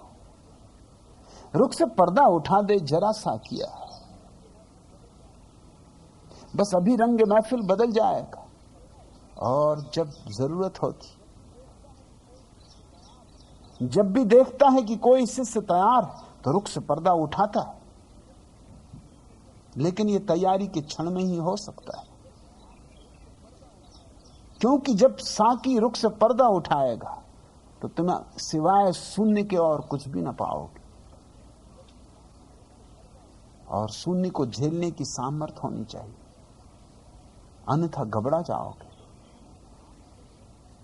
भयभीत हो जाओगे, भाग खड़े होगे। रुख से पर्दा उठा दे जरा सा किया, बस अभी रंग महफिल बदल जाएगा। जो कि बेहोश हैं आएंगे होश में, गिरने वाला जो है वो संभल जाएगा। मेरी फरियाद से वो तड़प जाएंगे, मेरे दिल को मलाल तो होगा, मगर क्या ये कम है कि वो बेनकाब आएंगे, मरने वाले का अरमा निकल जाएगा। अपने पर्दे का रखना है गर कुछ भरम, अपने पर्दे का रखना है गर कुछ भरम, सामने आना जाना मुनासिब नहीं। एक वैसी से ये छेड़ अच्छी नहीं, क्या करोगे अगर ये मचल जाएगा।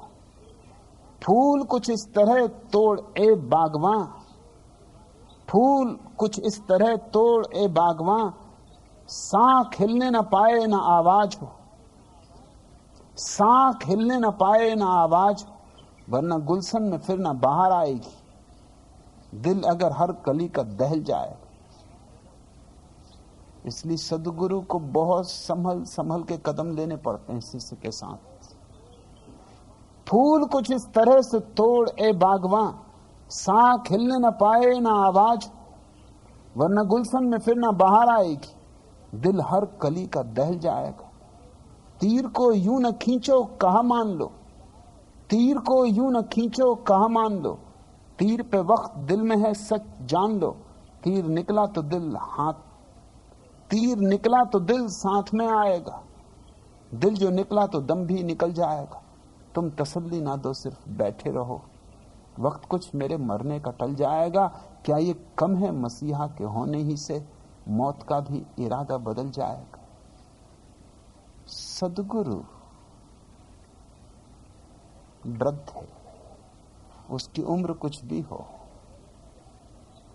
और सदगुरु वह है जिसने शून्य को पहचाना।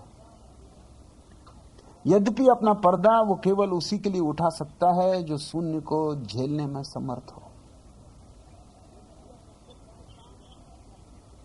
वो उसी कली के सामने अपने को पूरा पूरा प्रकट कर सकता है जो कली टूटने को, फूटने को, फूल बनने को राजी हो। फूल बनने के पहले कली को कली की तरह तो मिटना ही होगा। इसलिए सदगुरु मौत भी है और एक नए जीवन का प्रारंभ भी। वह सूली भी है और सिंहासन भी।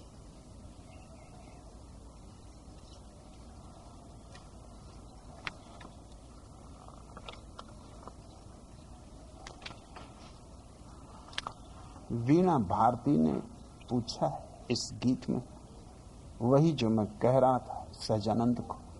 पूछा है, भगवान उजाड़ दे मेरे दिल की दुनिया, सुकून को मेरे तबाह कर दे। उजाड़ दे मेरे दिल की दुनिया, सुकून को मेरे तबाह कर दे। मगर मेरी इल्तिजा है तुझसे, इधर भी अपनी निगाह कर दे। मगर मेरी इल्तिजा है तुझसे, इधर भी अपनी निगाह कर दे। सुहानी रातों की चांदनी में कभी ना तुम बेनकाब आना। मैं दिल पे काबू तो कर सकूंगा, निगाह शायद गुनाह कर दे। मगर मेरी इल्तिजा तुझसे, इधर भी अपनी निगाह कर दे। ये पर्दादारी है या तमाशा? ये पर्दादारी है या तमाशा? मुझी में रहकर मुझी से पर्दा। ये पर्दादारी है या तमाशा? मुझी में रहकर मुझी से पर्दा। तबाह करना है मुझको, नकाब उठा और तबाह कर दे। मगर मेरी इल्तिजा है तुझसे, इधर भी अपनी निगाह कर दे। वीणा कर रहा हूं निगाह, और तू किस भूल में पड़ी, तू किस भ्रम में पड़ी।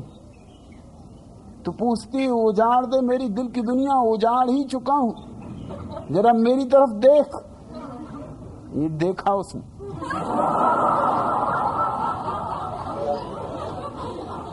और सुकून अब बचा कहां, वो तो कभी का तबाह कर चुका हूं। उजाड़ दे मेरे दिल की दुनिया, सुकून को मेरे तबाह कर दे। मगर मेरी इल्तिजा है तुझसे, इधर भी अपनी निगाह कर दे। निगाह तेरी ही तरफ, निगाह उन सब की तरफ है जो भी उजड़ने को तैयार। निगाह बस उन्हीं की तरफ है। सुहानी रातों की चांदनी में कभी न तुम बेनकाब आना। अब तो बहुत देर हो गई।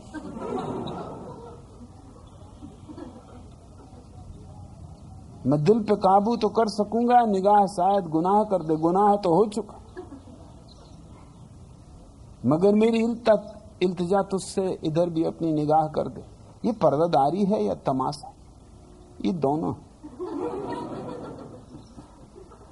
ये लुका छिपी का खेल है। शिष्य और गुरु के बीच ये ख्याल समझ लेने जैसा है। ये भी एक लीला है। छिपना, प्रकट होना, फिर छिप जाना, फिर प्रकट होना, ये जरूरी है। यूं ही धीरे धीरे शिष्य पकता है। ये दिन और रात दोनों आवश्यक है। रात सब पर्दा पड़ जाता है, दिन सब पर्दा उठ जाता है। ये जरूरी है कि थोड़ी देर के लिए आंखों पे पर्दा पड़ जाए, क्योंकि जब आंखों पर पर्दा पड़ जाता है तो जितना काम तब तक हुआ है वो परिपक्व हो लेता है, मजबूत हो लेता है। और जब वो मजबूत हो गया तब फिर पर्दा उठ जाता, फिर नया अंकुर, फिर नया बीज टूटता, फिर नई शाखाएं, नए पल्लव, नई कलियां। लेकिन फिर जरूरी है कि पर्दा पड़ जाए, क्योंकि जो भी बढ़ती होती है जीवन में उसके लिए दोनों जरूरी हैं, अंधेरा भी और सूरज भी। इसलिए जड़ें अंधेरे की तरफ जाती, जमीन की गहराई में जाती, वो पर्दों के बिना, अंधेरे के बिना बढ़ नहीं सकती। और वृक्ष की शाखाएं आकाश की तरफ उठती, सूरज की तरफ, चांद तारों की तरफ। रोशनी के बिना उनकी कोई गति नहीं, रोशनी ही उनका जीवन।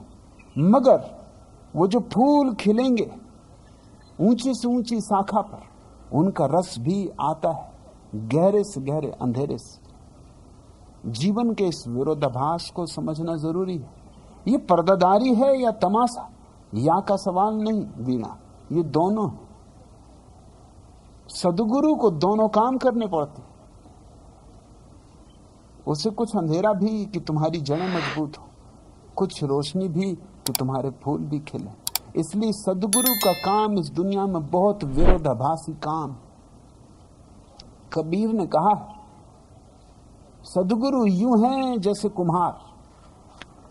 कुम्हार जब चाक पर अपने बर्तन को चढ़ाता तो भीतर से एक हाथ से सहारा देता और बाहर से दूसरे हाथ से चोटें करता, थपकी मारता।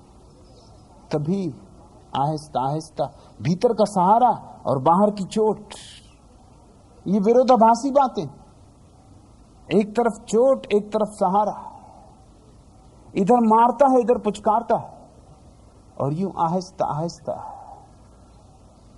एक सुंदर सुराही निर्मित हो जाती, सुराही जो शराब से भर सकती। यूं इतने प्रेम से चोट भी करता है, उतने ही प्रेम से संभालता भी, उतने ही प्रेम से अग्नि में भी डालता है। क्योंकि बिना अग्नि के परिपक्वता नहीं होगी। तो ठीक पूछती है, प्रत्येक शिष्य को पूछने जैसा सवाल है, ये पर्दादारी है या तमाशा?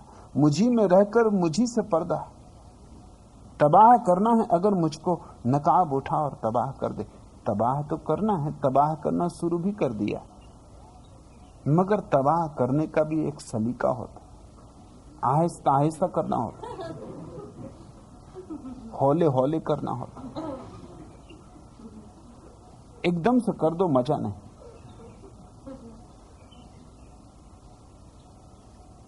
क्यों? क्योंकि इधर तबाह भी करना है, उधर निर्माण भी करना है। अगर सिर्फ तबाह ही करना हो तो एक क्षण की बात है, लेकिन अगर निर्माण भी करना हो, सृजन भी करना हो, तो दोहरे काम। तो थोड़ा तबाह, फिर थोड़ा सृजन, ताकि जो टूटता जाए वो बनता भी जाए, इधर टूटता जाए उधर बनता जाए। ऐसे आहिस्ता आहिस्ता एक दिन सब पुराना विदा हो जाता है और नए का आगमन हो जाता है।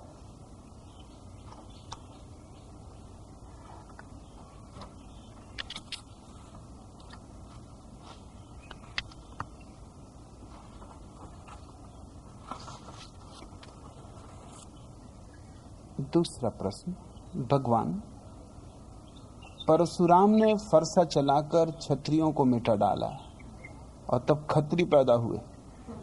इधर आपका फरसा और तेज छुरियां तो मुझ पर ऐसी चल रही हैं कि मैं मिटा जा रहा हूं, मरा जा रहा हूं, मैं डूबा जा रहा हूं और तिनके का सहारा भी नहीं।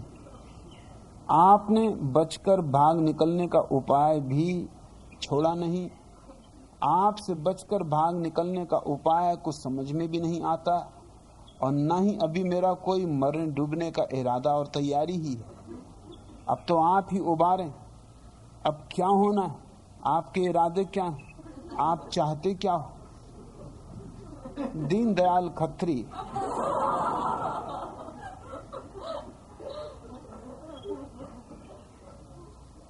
उन्होंने पुनश्च करके भी लिखा है, पुनश्च कुछ दिन से यही हूं, जाने का मेरा मन नहीं, बस फिदा हूं आप पर, मजा आ रहा है, बेचैनी भी बहुत है।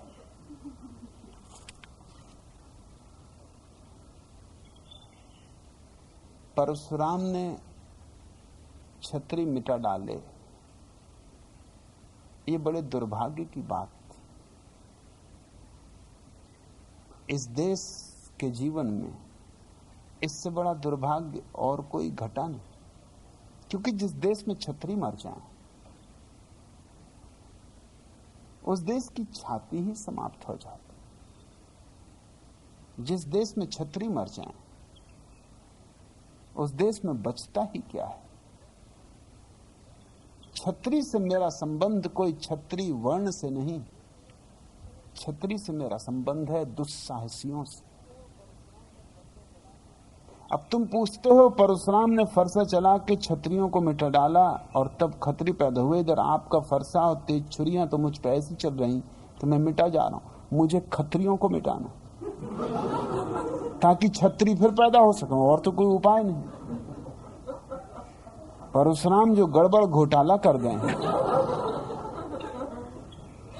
उसको पुनर्व्यवस्था देनी, एक एक खतरी को मिटाना। खतरी भी कोई बात हुई? दीनदयाल, यहां से तो छतरी ही होके जा सकोगे, और छतरियों का रंग तो तुम देख ही रहे हो, ढंग भी देख ही रहे हो, मगर खतरी है डरपोक। तुम्हारे दिल को तो बात रुच रही, पच रही, मगर खतरी बीच बीच में कह रहा है कि अभी अपना मरने का इरादा और तैयारी नहीं। अब तुम्हारे इरादे और तैयारी से कहीं कुछ मरना होगा। तुम्हारे इरादे पे बात छोड़ दी मैंने तो तुम कभी ना मरोगे, तुम खतरी ही रहोगे। अब बात तुम्हारे हाथ से सरकती जा रही। अब तुम कहते हो आपसे बचकर भाग निकलने का उपाय भी नहीं। मैं मिटा जा रहा हूं, मरा जा रहा हूं, डूबा जा रहा हूं, और तिनके का सहारा भी नहीं। मैं तिनके का सहारा भी नहीं देता। तिनकों के सहारे तो लोग पकड़े बैठे हुए। तिनकों के सहारों से कुछ सहारा? मैं तुम्हें नाव देना चाहता हूं। नाव भी कोई नकली नहीं, कोई कागज की नहीं, कोई शास्त्र की नहीं। मैं तुम्हें नाव देना चाहता हूं जो तुम्हें पार ले चले। बहु तेरे हैं घाट, मैं तुम्हें घाट देना चाहता हूं, नाव देना चाहता हूं। खतरी होने से तो बचना पड़ेगा। खतरी तो डरपोक रहेगा। खतरी तो छतरी की लाश समझो। खतरी की खोल गिर जाए तो छतरी भी प्रकट हो सकता है। मेरा कुल काम यहां यही है कि समाज ने जो किया है तुम्हारे साथ उसको अनकिया कर दो। जो जो वस्त्र तुम्हें ओढ़ा दिए, जो जो नकल तुम पे चढ़ा दी, उसको तुमसे छीन लो। मरने जैसा ही लगेगा, लेकिन यही मृत्यु महाजीवन का प्रारंभ बनती। अब तुम कहते हो अब तो आप ही उबारें। अगर मुझ पे छोड़ते हो तो पहले तो डुबाऊंगा, क्योंकि पहले तो खतरी को डुबाना पड़ेगा।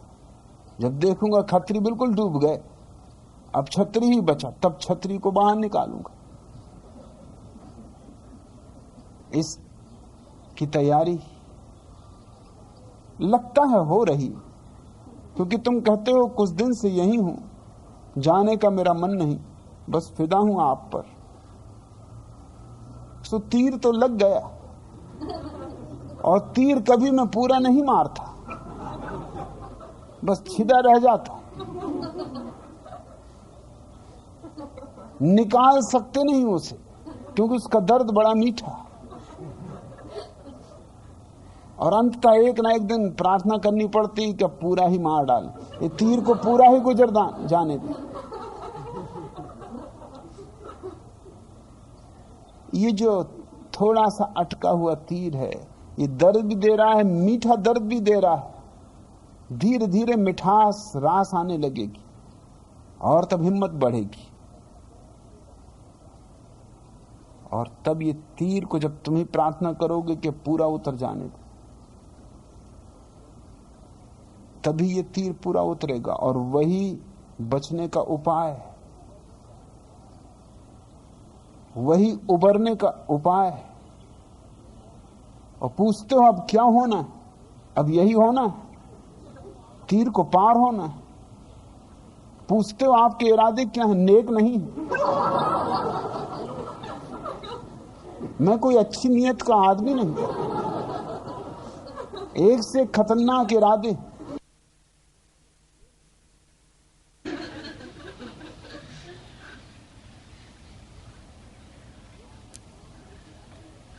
आसमां से उतारा गया, जिंदगी दे के मारा गया।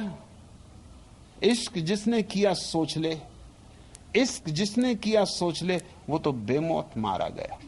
आसमां से उतारा गया, जिंदगी दे के मारा गया। मेरी महफिल से वो क्या गए, साथ में दिल हमारा गया। मेरी महफिल से वो क्या गए, साथ में दिल हमारा गया। आके रिंदों में शेखे हरम, आके रिंदों में शेखे हरम, आज बेमौत मारा गया। आसमां से उतारा गया, जिंदगी दे के मारा गया। मुझको साहिल का दे के फरेब, मुझको साहिल का दे के फरेब, मौत के घाट उतारा गया। मौज से भी न जो मर सका, मौज से भी जो न मर सका, उसको नजरों से मारा गया। आसमां से उतारा गया, जिंदगी दे के मारा गया। इश्क जिसने किया सोच ले, वो तो बेमौत मारा गया। अब तुम प्रेम में पड़ गए दीनदयाल खत्री,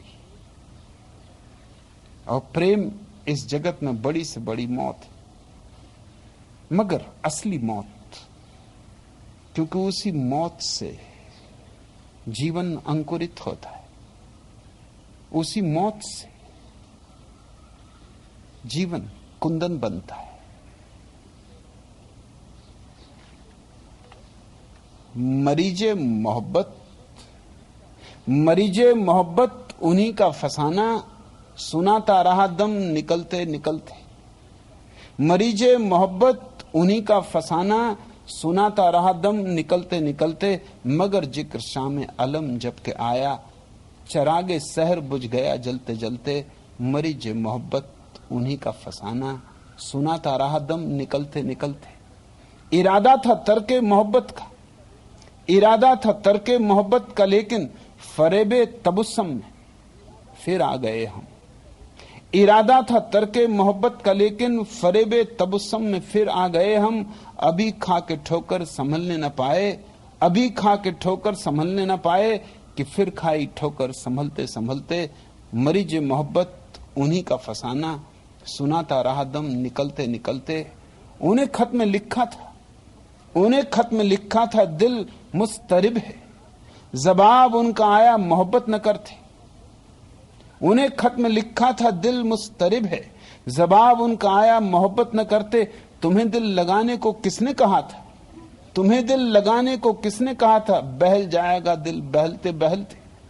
मरीजे मोहब्बत उन्हीं का फसाना, सुनाता रहा दम निकलते निकलते। मगर कोई वादा खिलाफी की हद है, मगर कोई वादा खिलाफी की हद है। हिसाब अपने दिल में लगा के तो देखो, कयामत का दिन आ गया रफ्ता रफ्ता, कयामत का दिन आ गया रफ्ता रफ्ता। मुलाकात का दिन बदलते बदलते। मरीज मोहब्बत उन्हीं का फसाना, सुनाता रहा दम निकलते निकलते। अब मुझसे छुटकारा तो करीब करीब दीनदयाल असंभव है। अब ये तुम्हारी मर्जी, मुलाकात का दिन चाहो तो टालते रहो कयामत के दिन तक। मेरी तरफ से तो निमंत्रण मैंने दे दिया, अब तुम्हारे ऊपर मामला है। मगर कोई वादा खिलाफी की हद, हिसाब अपने दिल में लगा के तो देखो, कयामत का दिन आ गया रफ्ता रफ्ता, मुलाकात का दिन बदलते बदलते। मुझसे कोई ये ना कह सकेगा कि मैंने मुलाकात का दिन बदला। मैं तो अभी तैयार हूं, इसी क्षण तैयार हो, मगर तुम ही भीतर दहले हो, डरे हो। मगर ये स्वाभाविक है, तुम यहां नए नए हो, खत्री और फिर नए नए।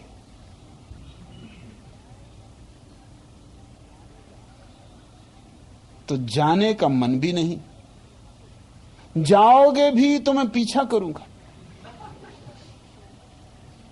खत्रियों को तो मैं छोड़ते ही नहीं। खत्री एक बार यहां आया कि खतरे में पड़ा। अब तुम कहते हो बस फिदा हूं आप पर, मजा आ रहा है, बेचैनी भी बहुत, कुछ तो कीमत चुकानी पड़ती मजे की, बेचैनी भी आएगी मजे के साथ साथ। बैठे हैं तेरे मैखाने में, बैठे हैं तेरे मैखाने में, एक जाम तो भर लें। बैठे हैं तेरे मैखाने में, एक जाम तो भर लें। कुछ जिक्र खुदा कर लें, कुछ जिक्र खुदा कर लें, कुछ जिक्र शराब कर लें। आ रही हैं हर सिमत से यही आवाजें, आ रही हैं हर सिमत से यही आवाजें। गुलशन में खिले हैं फूल, महकार तो भर लें। गुलशन में खिले हैं फूल, गुलशन में खिले हैं फूल, महकार तो भर लें। बैठे हैं तेरे मैखाने में, एक जाम तो भर लें। कुछ जिक्र खुदा कर लें, कुछ जिक्र शराब कर लें।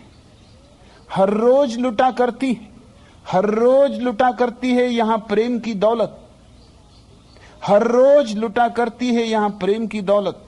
सर को कटा और दीदार खुदा कर लें, सर को कटा और दीदार खुदा कर लें। बैठे हैं तेरे मैखाने में, एक जाम तो भर लें। कुछ जिक्र खुदा कर लें, कुछ जिक्र शराब कर लें।